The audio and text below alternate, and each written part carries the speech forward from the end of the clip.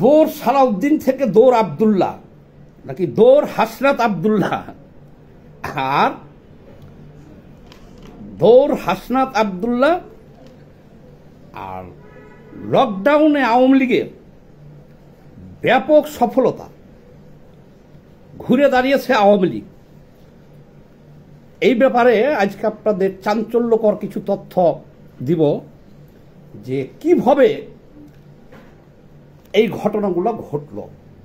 আচ্ছা, সর্বপ্রথম আসেন আমাদের 2024-এর বিপ্লবের প্রধান নায়ক যে কয়েকজন আছে তার মধ্যে একজন হলো হাসনাত আব্দুল্লাহ, কিন্তু এখন তার নাম পড়ে গেল, বিভিন্ন মহল থেকে বলা হইতেছে দৌর আব্দুল্লাহ। আচ্ছা, এটা পড়ার কারণ হলো কি বলি। এই যে গতকালকে যে লকডাউন ডাকছিল আওয়ামী লীগ, এই লকডাউনের সময়, লকডাউনের আগের রাত্রে টিএসসিতে দেখা গেল দুইটা পটকা ফুটলো, মানে ককটেল ফুটলো দুইটা। তার মধ্যেই এই হাসনাত আব্দুল্লাহ একদম ম্যারাথন দৌড়াইয়া যাইয়া একটা সাংবাদিকের মাইক্রোর ভিতরে উঠে স্থান ত্যাগ করলো। এ হলো এক সিন দেখলাম। এর আগের সিন দেখেছি আমরা গোপালগঞ্জে, এই হাসনাত আব্দুল্লাহরা দৌড় দিয়া যায় আর্মির পিসি কারে উঠে স্থান ত্যাগ করছে, জীবন বাঁচাইছে। আচ্ছা, এরা তো বিপ্লবীদের মান সম্মান নষ্ট করে দিল। বিপ্লবী যারা বিপ্লবী, এই বিপ্লবীদের ইজ্জতটা এরা ডুবে ফেললো একেবারে। বিপ্লবীরা কখনো পৃষ্ঠ প্রদর্শন করে না। বিপ্লবীরা যুদ্ধ করলে কৌশলে স্থান ত্যাগ করে, কিন্তু এইভাবে পৃষ্ঠ প্রদর্শন বিপ্লবীরা কোনোদিন কোথাও করে নাই, যে ঝাটকা দৌড় দিয়া জীবন নিয়ে পালাই গেলাম। এই 2 দিন আগে বিপ্লবীদের আর একজন, যাকে ডারবি নাসির বলতেছে সবাই, নাসির পাটুয়ারি, উনি ঘোষণা দিছে যে আওয়ামী লীগের যে লকডাউন আছে সামনে, সেই লকডাউন ঠেকানোর জন্যে, আওয়ামী লীগকে ঠেকানোর জন্যে হাসনাত আব্দুল্লাহ পাশে বসা ছিল, তাকে দেখাই দিছে যে হাসনাত আব্দুল্লাহ একাই যথেষ্ট আওয়ামী লীগের লকডাউন ঠেকানোর জন্য। যেই কথা সেই কাজ। উনি বললেন যে হাসনাত আব্দুল্লাহ একাই আওয়ামী লীগকে ঠেকানোর জন্য যথেষ্ট, তাহলে আমাদের প্রধান অস্ত্রকে, সেনাপতিকে হাসনাত আব্দুল্লাহ। এখন সেই হাসনাত আব্দুল্লাহ একটা পটকার ভয়ে দৌড়াইয়া পালিয়ে যেতেছে জীবন নিয়া, এটা জাতির সামনে, বিশ্ববাসীর সামনে ভাইরাল হয়ে গেল ভিডিও। তাহলে আর ইজ্জত থাকলো বিপ্লবীদের? ঠিক একইভাবে তারা গোপালগঞ্জ থেকেও পালিয়ে আসছিল। এই তো হলো বিপ্লবীদের অবস্থা। বাণিজ্য যা ছিল আওয়ামী লীগের লকডাউনে, এইটুকু শেষ করে দিছে। এই হলো 1 নম্বর কথা। বিপ্লবী কাকে বলে? Che Guevara, Fidel Castro, Abdul Nasser, Yasser Arafat, তারপর ছিল ওই যে আফ্রিকার নেলসন ম্যান্ডেলা। যাক, অনেক দূর বাদ দিলাম, ঘরেরটা বলি আমি। ঘরেরটা বঙ্গবন্ধু শেখ মুজিবুর রহমান,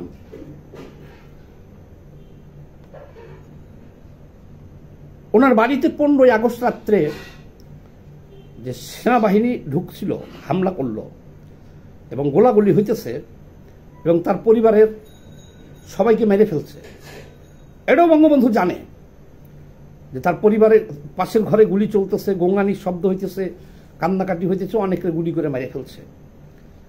তারপরেও বঙ্গবন্ধু সিগারেট জ্বালাইছে, সিগারেট টানছে, দরজা খুলে বাহিরে এসে সিনা টান করে বলছে কি, এই তোরা কারা, এত বড় সাহস, আমি বঙ্গবন্ধু বাংলাদেশের প্রেসিডেন্ট, আমার বাসায় এসে গোলাগুলি করতেছিস কারা?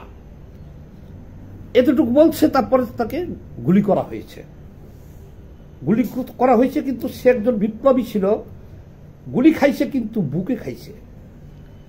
সে কিন্তু খাটের নিচে পালিয়ে যে গুলি খাই নাই, পিছনের দরজা দিয়ে পালিয়ে যাইতে লেগে গুলি খাই নাই। সে দেখতেছে গুলি করতেছে, অনেকের পরিবারের মারিয়ে ফেলছে, কিন্তু সে ডাইরেক্ট সামনে যে বুক চেতে বলছে তোরা কারা, গুলি খাইলে সে বুকে খাইছে। এনারা ছিলেন বিপ্লবী। আমাদের এই 24শে জুলাই যারা বিপ্লব করছে, এরা তো বারবার মুখে বিপ্লব বিপ্লব বলতেছে, বিপ্লবীদের ইজ্জত মাইরা দিছে। যে একটা পটকার ভয়ে দৌড়ে যে যখন জীবন নিয়ে পালাই যেতেছে। আচ্ছা যাক, এই হলো বিপ্লবীদের অবস্থাটা বললাম আর কি, সাহস, ক্ষমতা, বিপ্লবীদের বর্তমান অবস্থা। আচ্ছা এবার আসেন, এই লকডাউনে আওয়ামী লীগের অভূতপূর্ণ সাফল্যতা আসছে, যেটা আমরা কেউ কল্পনা করি নাই।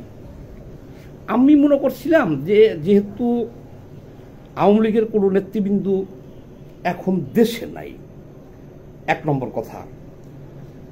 আচ্ছা, এক নম্বর কথা হলো দেশে নাই, যারা আছে পলাতক না হলে জেলে। আওয়ামী লীগের তো নাম নিতে পারে না, জয় বাংলা বললেই গ্রেপ্তার হইতেছে। তাহলে রাষ্ট্রে নামবো কে, আর বিপ্লব লকডাউন হবে কে?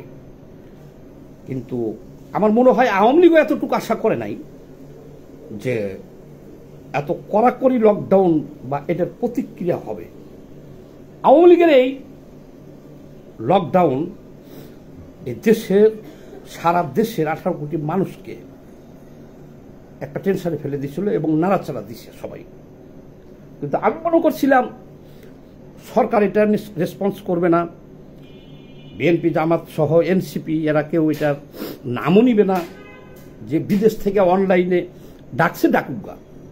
কিন্তু আমরা কি দেখলাম, লকডাউন ডাকার সাথে সাথে সব লকডাউনের দিন লাঠি সোটা হাতে নিয়ে আগের দিন রাত্রে থেকেই কেউ টিএসসি দখলে নিছে, কেউ বাংলা মোটর দখলে নিছে, কেউ 32 নম্বরে যে আবার ভাঙচুর শুরু করছে, কেউ আওয়ামী লীগের অফিসে যে আবার ভাঙচুর শুরু করছে। তারপরে সরকার থেকে ব্যাপকভাবে পুলিশ, র্যাব, আনসার এবং বিজিবি পর্যন্ত মোতায়েন করছে সরকার। আবার সরকারের একজন যে আছে, ওর নাম কি, ডাস্টবিন শফিক নাকি সবাই বলতেছে, ডাস্টবিন শফিক তো উনি না, তারপরে বলতেছে ডাস্টবিন শফিক। সেই ডাস্টবিন শফিক বলতেছে যে লোকজন যে ঘর থেকে বের হইতেছে না, এটা তো লকডাউনের কারণে না আওয়ামী লীগের, এটা হলো প্রধান উপদেষ্টা 2:30টার সময় বক্তব্য রাখবে, এই কারণে লোকজন ঘর থেকে বের হয় নাই। মানে একেবারে হাস্যকর ব্যাপার, হাস্যকর হাস্যকর। এরা কি একটা দেশ পরিচালনা করতে পারবে? এই যে আওয়ামী লীগের একটা হালকা বাড়ি লকডাউন ডাকছে হাওয়ার উপরে, এতেই তো সব হাইগিয়া মুইতে অস্থির হয়ে গেছে, সব কাঁপতে কাঁপতে যা দেখলাম। এবং কাঁপতে কাঁপতে কি করছে দেখেন, 32 নম্বরে হামলা, আবারও কিছুই নাই, পুরাই দেওয়া হয়েছে। আবারও আওয়ামী লীগের অফিসে যে হামলা, কিন্তু আওয়ামী লীগ অফিসে যে কি ভাঙা হয়েছে দেখেন, সেখানে ভাঙা হয়েছে 1971 সালের যে পাকিস্তানি বাহিনী যে সোহরাওয়ার্দী উদ্যানে যে স্যালেন্ডার করছিল, আত্মসমর্পণ করছিল, সেই আদলে ওখানে একটা মূর্তি বা স্ট্যাচু করা ছিল। এবারকার যে দেখলাম সেটাকে ভাঙা হইল। তারপর সোহরাওয়ার্দী উদ্যানে মুক্তিযুদ্ধের যে স্মারক আছে সেটাকে ভাঙা হচ্ছে, বঙ্গবন্ধুর যে মুরাল আছে সেটাকে ভাঙা হইতেছে। তাহলে আওয়ামী লীগ কর্মসূচি দিলেই এই মুক্তিযুদ্ধের স্মৃতি স্মারকগুলোর উপরে যে হামলা করতেছে যারা, এরা তো আওয়ামী লীগকে একেবারে ইতিহাসের অংশ করে দিল। এরা আওয়ামী লীগকে, এই সরকার কতটুক অপদার্থ সরকার আর কতটুক আতঙ্কগ্রস্ত যে আওয়ামী লীগ খালি লকডাউন বলছে, ভালো কথা। এই যে বঙ্গবন্ধুর বাড়িতে বারবার হামলা, এই যে অফিসে হামলা, আর আওয়ামী লীগ কিছু কর্মসূচি দিলেই এই মুক্তিযুদ্ধের স্মৃতিচিহ্নগুলোর উপরে যে হামলা করতেছে, আচ্ছা তাহলে তো এখন এরা মনে করতেছে, যারা এটা করতেছে, যে মুক্তিযুদ্ধের উপরে হামলা মানে মুক্তিযুদ্ধ মানে আওয়ামী লীগ। এখন তো একক কৃতিত্ব আওয়ামী লীগকে দিতেছে যে এদের স্বাধীন করছি আওয়ামী লীগ। আর যারা আওয়ামী লীগের বিরোধিতা করতেছে এরা সবাই মুক্তিযুদ্ধ বিরোধী। এরা মুক্তিযুদ্ধ বিরোধী, বাংলাদেশ বিরোধী, পাকিস্তানপন্থী। 1971 সালে আওয়ামী লীগ এই দেশটা স্বাধীন করছে, এই কারণে এরা ক্ষিপ্ত হইয়া আওয়ামী লীগ কিছু বললেই কিছু করলেই যে মুক্তিযুদ্ধের স্মৃতিচিহ্নের উপরে হামলা করছে। এই জিনিসটা কিন্তু দেশবাসী ভালোভাবে নাই। এতে কিন্তু আওয়ামী লীগের ঘরে পয়েন্ট সব চলে গেছে। দেশবাসী কিন্তু ভালোভাবে নাই, কারণ মুক্তিযুদ্ধ বিরোধী শক্তি 71-এও খুব একটা বেশি ছিল না এদেশে, এখনো কিন্তু খুব একটা বেশি নাই। এই যে আওয়ামী লীগ কোনো কর্মসূচি দিলেই বা কিছু হলেই এই মুক্তিযুদ্ধের স্মৃতিচিহ্নের উপরে, স্মারকের উপরে, মুক্তিযুদ্ধের উপরে ঝাঁপায়ে যারা পড়তেছে, এদের চেহারা কিন্তু মিডিয়ায় সবাই দেখছে।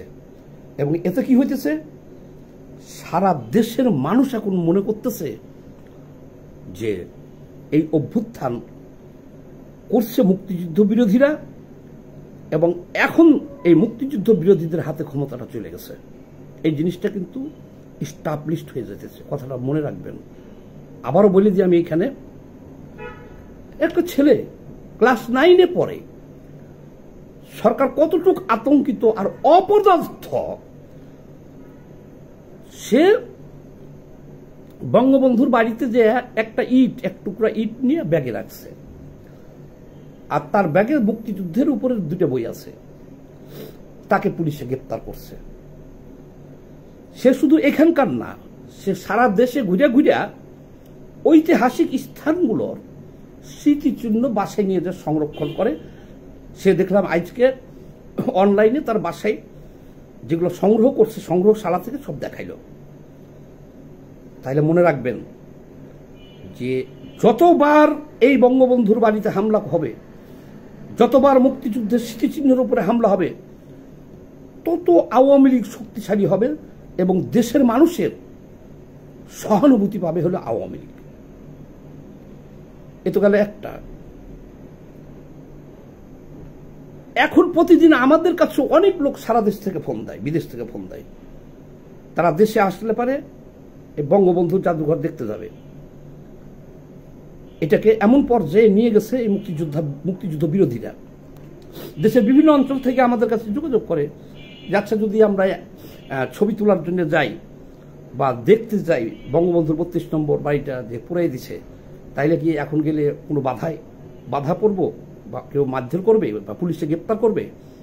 দেখেন, মানুষের এখন আগ্রহ, উৎসাহ কোন জায়গায় চলে গেছে দেখছেন? এখন প্রতিদিন মানুষ এই বঙ্গবন্ধুর বাড়ি দেখতে আসতে চেয়েছে। লকডাউনের মধ্যেও সেই বাড়ির ইট সংগ্রহ করতে আসছে। ওই দিন লকডাউন পাহারা দিচ্ছেন দেখে আপনারা ওইটা ছেলেটাকে ধরছেন। আপনারা জানেন যে প্রতিদিন কত লোক নীরবে ওই বঙ্গবন্ধুর বাড়ি দেখতে আসে। এখন এটা করছেন তো আপনারা, এটা করছেন আপনারা, প্রচার করছেন আপনারা। আরও একটা ব্যর্থতা এই সরকারের বা যারা এখন ক্ষমতায় আছে এরা নিজেদেরকে মুক্তিযুদ্ধের বিরোধী শক্তি হিসেবে নিজেকে প্রচার করছে, আর আওয়ামী লীগ ফুলে ফেপে শক্তিশালী হয়ে গেছে, এটা মেনে নিতে হবে। আওয়ামী লীগ পতনের পর থেকে এ পর্যন্ত আপনারা কেউ সুনির্দিষ্টভাবে কিছু বলতে পারছেন? যে খালি একটা কথাই বলতে পারছেন আওয়ামী লীগ হাজার হাজার কোটি টাকা পাচার করছে, লুটপাট করছে, গুম করছে, খুন করছে, এই তো। দেখে তো দরকার ছিল যে এই প্রতিষ্ঠান থেকে এইভাবে শেখ হাসিনা দুর্নীতি করিয়া বা অমুক মন্ত্রী বা অমুক নেতা দুর্নীতি করিয়া এত টাকা এই যে পাঠাইছে এই দেশে, এরকম প্যাসিফিকভাবে যদি একটার পর একটা তুলে ধরতে পারতেন 14 মাসে, তাহলে দেশের জনগণ এটা খাইতো। কিন্তু এইটা আর খায় না। এটা ঢালাও কথা। 14 মাস ধরে শুনতেছে কি আওয়ামী লীগ কি করছে, গুম খুন করছে, হাজার হাজার কোটি টাকা, 27 লক্ষ কোটি টাকা পাচার করছে। ওটা জনগণ যে খাই নাই তার প্রমাণ এবার পাইছেন। আরো যা দেখাইছে আওয়ামী লীগ এবার কাজ দেখেন, পদ্মা সেতুর ওই পারে, তারপরে এই যে নড়াইল খুলনা রোডে, গোপালগঞ্জ, বিভিন্ন মহাসড়ককে দেখলাম ঢাল, সাধারণ মানুষ যারা কৃষক শ্রমিক এই লেভেলের লোক যারা ঢাল সরকি নিয়ে যেভাবে রাস্তায় দাঁড়াইছে, রোড বন্ধ করে যেভাবে দাঁড়াইছে, ঢাল সরকি নিয়ে, দেশীয় অস্ত্র নিয়ে প্রকাশ্য যেভাবে দাঁড়াইছে, পুলিশকে আমার দেখে একেবারে অসহায় মনে হয়েছে। পুলিশ কিছু করতে পারছে? পুলিশ ওখানে যে আত্মসমর্পণ করছে, তাদের কোনো বাধা দেওয়ার ক্ষমতা নাই। কারণ এত পরিমাণে জনসম্পৃক্ততা ছিল ওখানে, আওয়ামী লীগের নেতা কর্মী উপস্থিত ছিল যে পুলিশ একেবারে নগণ্য। ওখানে যদি পুলিশ অ্যাকশনে যাইতো, এদিকে ডাইল ভাত হিসেবে তারা খাইয়ে ফেলতে পারত, এই অবস্থা। তো যাই হোক, আওয়ামী লীগের এই অভূতপূর্ণ সাফল্য আর কিছু লোকের বারবার মুক্তিযুদ্ধের স্মৃতি এবং মুক্তিযুদ্ধের উপরে হামলা করিয়া নিজেদেরকে মুক্তিযুদ্ধ বিরোধী প্রচার করার কারণে আওয়ামী লীগ আবার ঘুরে দাঁড়িয়েছে। এই তো লকডাউন 1 দিছে, এরপরে যদি তারা লকডাউন 2 দেয়, হরতাল দেয়, তারা 100% সফল হবে। দেশের মানুষ এখন আর একটা কথা বলে দিয়ে দেখেন, এই সরকার ক্লাস 9-এর একটা ছেলে ইট নিচে তাকেও গ্রেপ্তার করছে, একজন রিক্সাওয়ালা সে জয় বাংলা বলছে তাকেও মেরে ধরে নিয়ে গেছে, গ্রেপ্তার করছে লকডাউনে। একজন রিক্সাওয়ালা জয় বাংলা বলতেই পারে, তাকেও গ্রেপ্তার করতে হবে।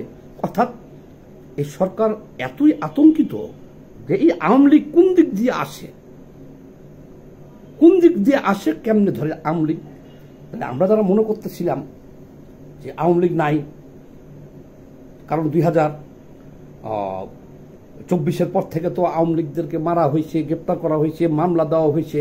আওয়ামী লীগের যে ছেলেরা, ছাত্রলীগের ছেলেরা পরীক্ষা দিতে গেছে, তাদেরকে পরীক্ষা দিতে দেওয়া হয় নাই, মারা হয়েছে, জেলে দেওয়া হয়েছে। সাধারণ মানুষের ভিতরে ব্যাপক একটা রিয়াক্ট হয়েছে। যদি আওয়ামী লীগ সামনে হরতাল ডাকে বা আরো লকডাউন কিছু ডাকে, তখন আপনারা বুঝতে পারবেন যে আওয়ামী লীগকে আপনারা কতটুকু শক্তিশালী করছেন নিজেদের অজান্তে। এবং এই আওয়ামী লীগের ঘুরে দাঁড়ানো এবং এত শক্তিশালী হওয়ার দায় হল এই স্বাধীনতা বিরোধীদের আর অপদার্থ যারা ক্ষমতায় আছে তাদের। এটা আওয়ামী লীগের কিছু নাই, আওয়ামী লীগ না। তার প্রতিফল সামনেই দেখবেন। আর কঠোর কর্মসূচি আসলে সেটা কিভাবে বাস্তবায়িত হয়। ভিডিও বড় হয়ে গেল, আমি পরে আবার একটা ভিডিও করব। সবাই ভালো থাকবেন, এই ভিডিওটা একটু বেশি বেশি করে শেয়ার দিয়েন।